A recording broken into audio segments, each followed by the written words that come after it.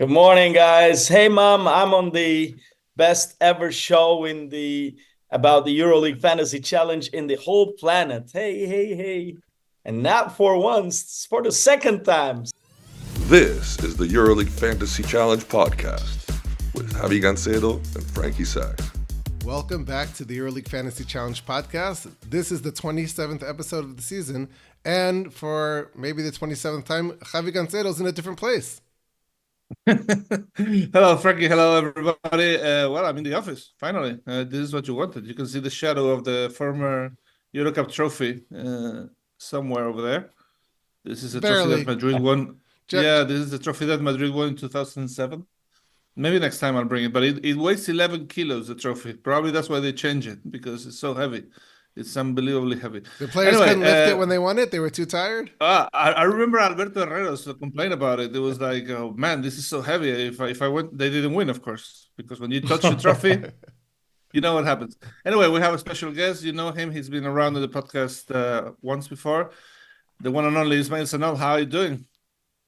Good morning, guys. Hey, Mom, I'm on the best ever show about the EuroLeague Fantasy Challenge in the whole planet. Hey, hey, hey.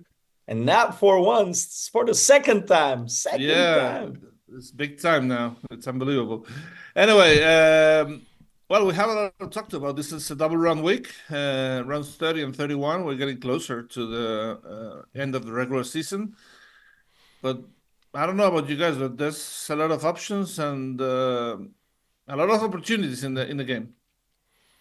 The problem is nobody's gonna slow down, man. You know, this is the biggest problem now because everyone is even one win could change everything. So the top four are working too hard to get that home court position, and then the playing guys, playing teams are like, hey, I don't wanna go and play. And it's something like that. They lost all this week, and then this spot for the playoff spot is also very, very tricky. So this is why normally you could expect teams to have physically loaded in March, so they can go up in April and for the playoffs they could be ready physically. But nobody is now loading. Everyone is trying to win every single game. So this is why it's not easy to predict what's going on. It's the hardest weeks of EuroLeague. Also, we've seen recently that if once upon a time you might buy a lot into momentum, I certainly was buying into FS's schedule and their momentum, and then all of a sudden came, they walked into a landmine last week. I didn't see that coming. It hurt me in fantasy, but more importantly for FS, it certainly hurt their play-in chances. And that's tough. You sort of buy into a narrative. You think, oh, this team, because they have an easier schedule and they have what to play for, they've got to win. And we see that all the time, that the teams have nothing to play for, still play hard, and there's upsets. And that makes it tricky both to predict what's going to happen in the standings and for our purposes here with fantasy players. I agree with you, Frankie, but the problem with FS is, like, don't forget that they are 2 times champion, but they're also the champions that lost the most games in the history of EuroLeague. During one season, they lost 17 games and they won the league. 14 losses and they won the EuroLeague. So, like, this is this type of FS. I don't see an easy game for that. On the paper, yes, I also got Larkin as my point guard in a fantasy, but like on the paper, when they are favorites, it's not easy for them to win. This is the hardest thing. Don't forget last year, this team, if they had beaten Alba Berlin on the road, they would have gone to the playoffs. And who knows when they go to the playoffs. So this is very tough to predict about FS. So I'm not going into FS with their easy schedule, because easy games are the tougher ones for FS. Speaking on guards and speaking on fantasy, well, there is not. I mean, it's not easy to find good bargains in the game, but I noticed that Markus Howard of Baskonia, I mean, in the last 2 Spanish League games and the EuroLeague game, he scored 100 points total. That's a lot. I mean, he's the type of guy that, because he's a shooter, he gets more points than PAR. But right now, I wonder if it's a little bit of a Russian roulette in terms of he can get a -7 or a 30. But would you try to go for Markus, because right now he's on fire and he scored 10 threes in a Spanish league game just a couple of days ago.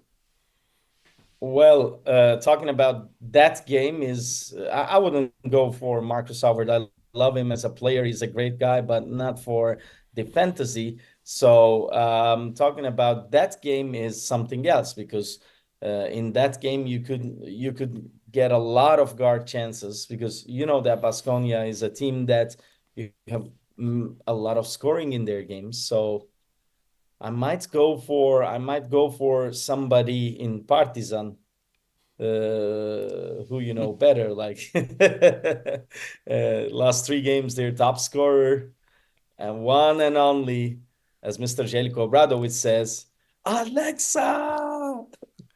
Man, I've been away from Alexa because I think I'm gonna jinx him.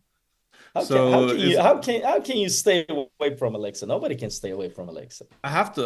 It's a service I give to the good people out there, because if the minute I sign Alexa, you'll see this week, he'll probably play worse. So I've been away from him just to give people a chance, but he's playing so well that I need to have him. I mean, it's a no-brainer. Right now he's putting 23, 21, 29. You have to buy Alexa. He's at this how much is he? 7 point something credits, right? 7.8. Yeah. It's a no-brainer right now. No, But you could get absolutely. I mean, I've had him for this little run here. I think that you have to have him, especially playing on Tuesday in turn one, so it gives you always the chance to recover. And there's so many high-priced elite. Well, there's 3 or 4. There's Mike James, there's Shane Larkin, there's Wade Baldwin, and you might want to go with Keenan Evans as a fourth of the elite guards out there. If you're to be able to afford those, you need to have a second high-scoring guard that you can count on for a reasonable price. Right now, that's Alexa. That allows me to have 2 of the top 3 guards plus Alexa. That's been worth a lot of points for me lately. And the big strategy that we all have to figure out is how much is the Gancedo jinx worth this week.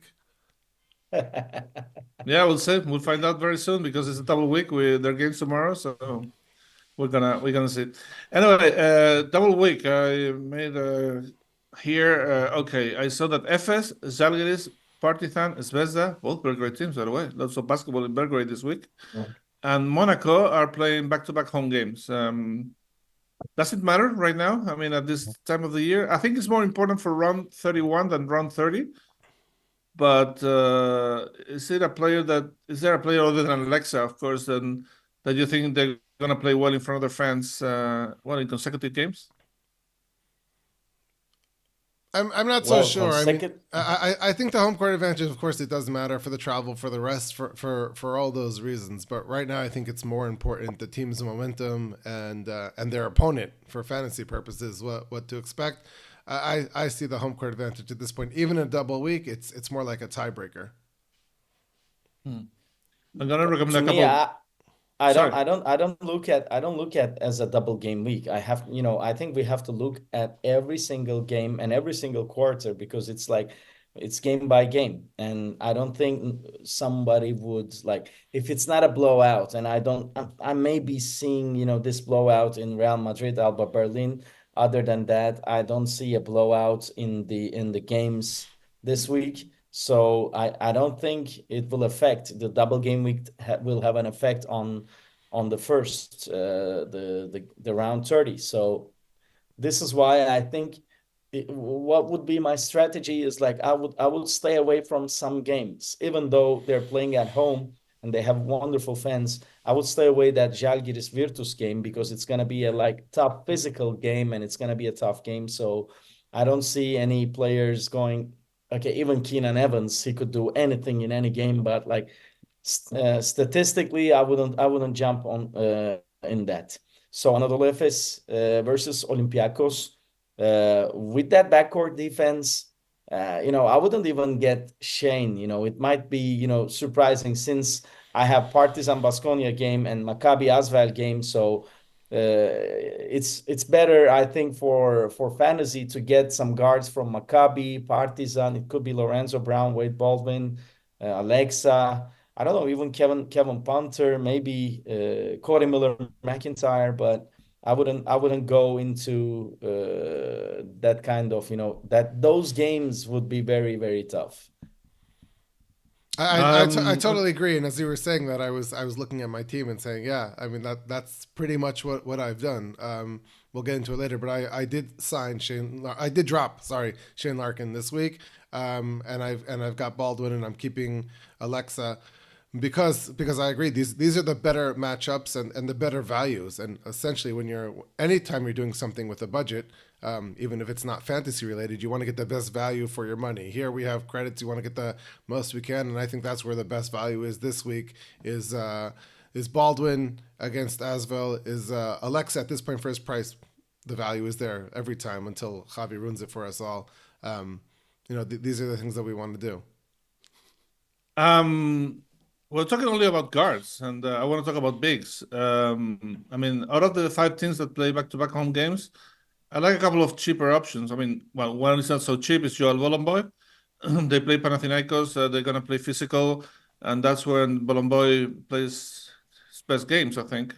And I also, playing at home twice, I like Birutis of Zalgiris. He is the starting center right now. He is outplaying Kavarius Hayes and on the rotation. And What about I mean, Valencia?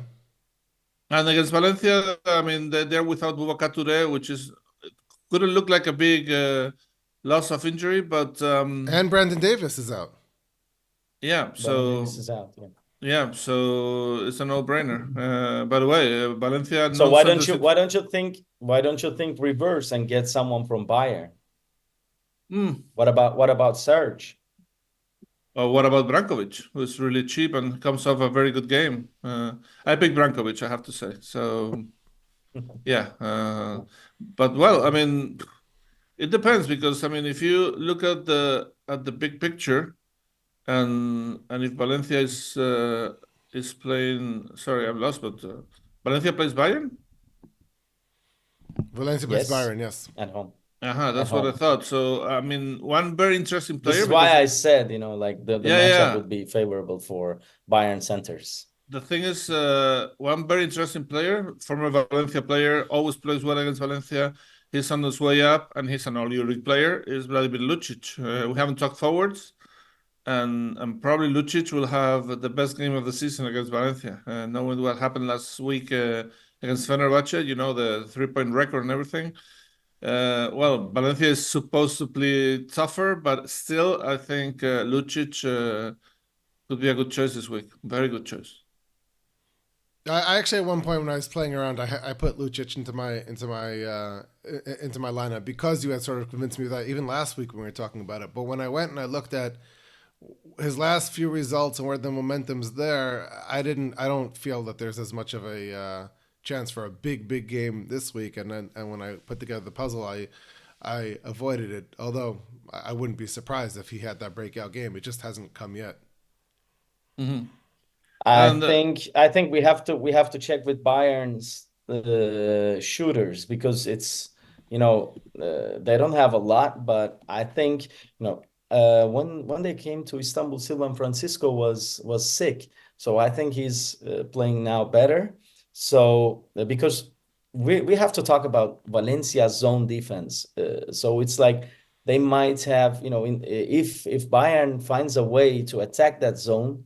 It might be interesting. So who knows? Maybe Andreas Obst for your bench. Would you take him, guys? well, if they're gonna play zone, probably Andy Ops is They one of the played best. lots of zone against Fener. Lots of zone. Yeah, but since it didn't work so well, I don't think they're gonna repeat. We'll see. But they If also come off a loss in the Spanish league against Girona, and it's a high pressure game for Valencia. Yeah. So we'll see. We'll see what's going on. But if this was a Valencia, Tuesday game, I'd feel a lot differently about maybe gambling on some of the Byron players. I think if you look at the roster, you look up and down, you see a lot of guys who you feel like, oh, maybe they're underpriced. A lot of talent there. Bolmaro, Carson Edwards. There's a lot of guys you might think, oh, they could have a big game. But when you start to look at their recent form, even when Byron's winning, it's not there. And the question is, do you want to have that guy as your turn 2 player? to rescue you if there's a problem. And I felt that there weren't. And I do think Ibaka, if you can afford him and if it fits in, is good value this week especially. But I've actually gone the other way with Damien Ingles. Because the minutes are there and he's underpriced, and I may not have to start him, but if I do need to, because my starting center does poorly on Tuesday, I feel at least he'll be getting 25 minutes, and that's worthwhile to have. One thing before I forget, the question for Ismail is about Tarik Pebirovic. He's playing really well. Can we expect him to continue playing like that? Or I mean, he looks like Saras is giving him the chance. I think we can expect everything about that kid. He works incredibly hard. He's a great shooter, great character, and he grinded his way up. So like yes, but about this game, I would consider for sure it's a no-brainer of the game. The week, I would get Nigel Hayes-Davis for sure. It's against Barcelona, and you know what Charas spoke on the press against Barcelona, and Fener is like playing out of their minds at home. Guys, can you believe that they score 93.2 points per game at home? 93 points, 14 games. It's like, come on, it's amazing. So this is why Fener playing at home with that atmosphere, and it's very important for them to have the home court advantage in playoffs. I would definitely get Nigel Hayes first. I might go with Scotty Wilbekin too, in that manner. So, but Nigel Hayes for sure all the way up. Nigel Hayes. Totally. Well, the thing about Fenerbahce and the Spanish games at home, Spanish teams at home, and they scored 118 the other day against Valencia. They had 111 against Baskonia. Okay, and they needed overtime, but they scored 100. They scored 100 against Real Madrid. So if they do the same against Barca, that would be 100 or more against all the four Spanish teams. I don't think it's any precedent. Not even the greatest Maccabi had this kind of performance at home against all the Spanish teams. Really, it's unbelievable. Javi, I don't know if you can hear it, but my dog Ali is barking that he agrees with you. Okay, good. Big Saras fan, huh? So this is why I think the Nigel Hayes-Davis would be a great experiment for there. Tarek is playing amazing, but at this point he's contributing to rebounds too. But at this point he established himself as a finisher. So who knows? He might get a bigger role. He might get a different role, and we'll see. Fantasy fans, listen to this guy, because the last time he was here, he recommended Isaiah Cannon, and he had something like 30 PR. Yeah, so, something like that. Yeah, he knows. All right, so players to avoid. You kind of said Larkin, right? I mean, Frankie, you are selling Frankie. You're selling Larkin, so that means that you kind of want to avoid him. Just I think at that price point at 19 credits, do you want any guard who's going to play against Thomas Walkup? And I will probably pick him up. Who do they play later this week? Do they play Alba maybe on Thursday? Right. So I think so. So I think that you'll probably want Larkin for that game, but for this game at 19 credits, I don't know that I would want him. And in my case, I chose to sell him. And another tip for the second game, around 31, when you're getting Shane, you have to get Tibor Pleiss against Alba Berlin. This guy plays amazing against Alba Berlin. Every time he plays, it's amazing. Okay, well, good to know. I mean, okay, he plays against a team he knows well, so I guess that's a trick. I'm gonna stay away from Madrid centers, especially in this game against Alba Berlin. I know I think that Madrid is gonna win so easily that maybe none of them will have a big PAR. If anything, I would put Poirier over Tavares, so I'm gonna try not to recommend Tavares this week. Yeah, Tavares maybe against Partizan. As difficult as it is to recommend a good player, it's always very difficult to say who's going to play bad. So Probably Tavares will see this and have a PR of 30, you know? You never know. Let me just bet. I cannot bet against Tavares, man. I'm sorry. Yeah, I know. let me just ask you as a public service for everybody. I noticed that Mario Hezonja did not play in the Spanish league yesterday. Was that just a rest game, or is there some concern of an injury? I think it's a rest. Even when they played Unicaja, which is strong, they've been rotating players all season, so I don't think it's serious. By the way, Madrid is healthy for the first time in years. It's unbelievable. They always had ACL broken and stuff, and now they're at full power. And now that they're in full power, they're not winning as many games as before. Javi, you cannot help but jinx people, can you? Yeah.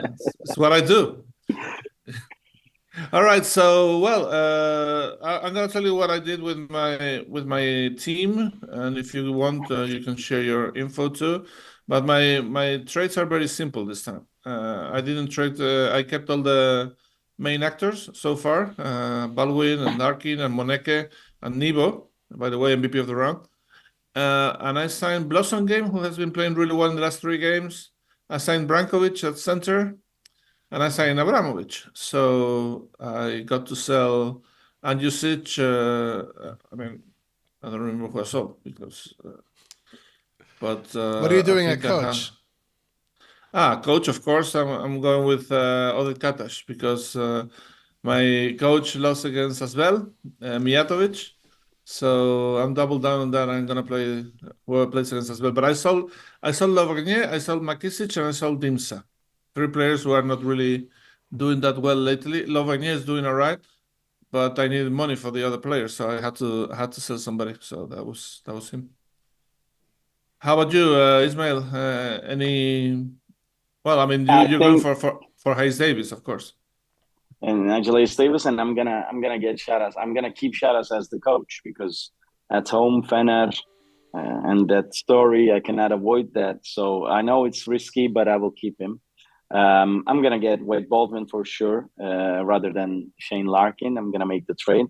I had Iago dos Santos as the guard, so because I left Sedekerskis and I got Nigel Davis. I left Shane Larkin, I got Wade Baldwin, and then because of the money issue, the credits issue, I have to go with Carson Edwards on the road, and so. But I also have Campazzo with me, so I think I'm safe over there. I have Campazzo, Wade Baldwin, Carson Edwards, Nigel Davis, Dinos Mitoglu, and Tavares as the starters with Coach Sharas. And I still have 1.1 credits, man. I think I should spend more. How about you, Frankie? Any big decisions other than selling Larkin? I also went from Coach Mijatovic to Katash, and I dropped Dinos Mitoglu for Yabusele. And I dropped Matt Costello for Ingles.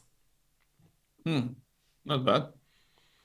All right, well, we'll see what happens, and stay tuned. It's a double week, so and remember, after the double week, we have a limited trade, so that's going to be a very special week in the game. So, well, Ismail, thank you very much for being with us.